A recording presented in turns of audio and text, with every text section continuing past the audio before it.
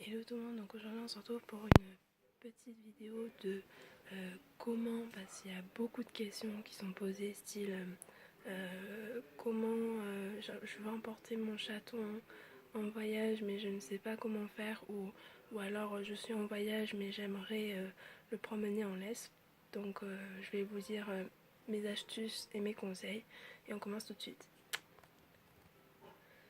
Donc première chose, pour faire voyager un chaton dans toute sécurité, il faut une caisse de transport grande, assez grande et rigide, de façon à ce qu'il puisse se tourner dans sa caisse, qu'il puisse se mettre en position comme il veut, qu'il soit à l'aise, qu'il puisse bouger et qu'il puisse se mettre debout normalement.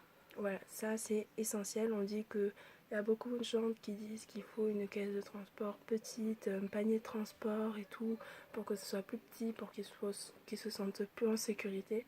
Au contraire, non, ils ne sont pas en sécurité, ils se sentent un peu compressés, donc ça leur va pas. Donc acheter une caisse de transport rigide et grande, assez pour qu'ils puissent bouger. Voilà, que ce soit un chaton, un chat, voilà, on s'en fout, il faut une caisse rigide et grande. Deuxième conseil, on attaque.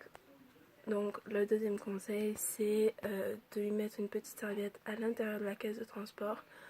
Moi c'est ce que je fais, donc après chacun fait ce qu'il veut. Je prends une serviette de rechange et souvent voilà, j'emporte les jouets, j'emporte tout. Donc vous pouvez emporter votre chat en voyage si vous prenez la voiture. Voilà. Sinon sachez que dans les trains il faut prendre un panier et dans l'avion aussi. Ouais, il ne faut pas qu'il dépasse un certain poids, sinon il va dans la soute ou je sais pas quoi. Donc si vous voyagez en voiture, vous pouvez prendre votre chat. Votre chat ne doit pas naviguer dans le véhicule parce que c'est un risque d'accident, c'est dangereux. C'est dit dangereux, donc évitez de le mettre, de l'attacher dans la voiture et pas dans la caisse. Donc vaut mieux qu'il soit dans la caisse, c'est plus sécurisé. Voilà. Troisième conseil, ne lui donnez pas à manger et à boire avant les 3 heures qui suivent le voyage, avant le voyage ou 3 heures.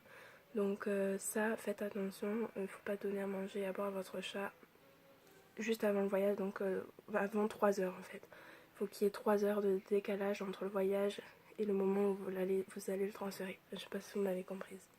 Parce que le chat, sinon, il va vomir, il va se sentir mal et ça va passer en cacahuète. Voilà. Quatrième conseil. Ne lui donnez jamais à boire et à manger pendant le voyage, pendant les temps de repos. C'est interdit. Le chat est capable de se retenir, de manger et de boire. Il faut qu'il attende après le voyage. Vous pouvez lui donner après pour qu'il se sente chez lui, pour qu'il puisse manger après. Mais pas pendant. Cinquième conseil, si vous voulez voyager en toute sérénité et en toute calme, prenez un cachet calmant. Moi j'appelle ça un somnifère. Voilà, demandez à votre vétérinaire quel est le mieux, qu'est-ce qu'il faut prendre comme dose, comme somnifère, etc. Il va vous dire, le vétérinaire est le meilleur conseiller du monde pour ça.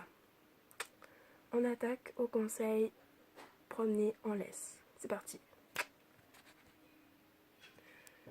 Donc comme je vous ai dit, on attaque les conseils en laisse. C'est vrai qu'il y a beaucoup de gens qui m'ont demandé comment tu fais pour promener ton chat en laisse. Ouais, beaucoup de gens, hein, pas dans la communauté YouTube, mais beaucoup d'amis m'ont demandé comment tu promènes ton chat en laisse. Alors effectivement c'est assez compliqué, mais il suffit juste de prendre un harnais, pas un collier, parce qu'un collier ça peut l'étrangler. Puis un harnais c'est plus sécurisé parce que c'est attaché sous le ventre et au cou, et en fait au moins s'il se détache d'un côté il est attaché de l'autre. C'est ça l'avantage d'un harnais, puis ça l'étrangle pas quand vous tirez dessus ou quand le chat tire dessus. Prenez une laisse et promenez-le, sortez-le dehors et attendez qu'il marche lui-même.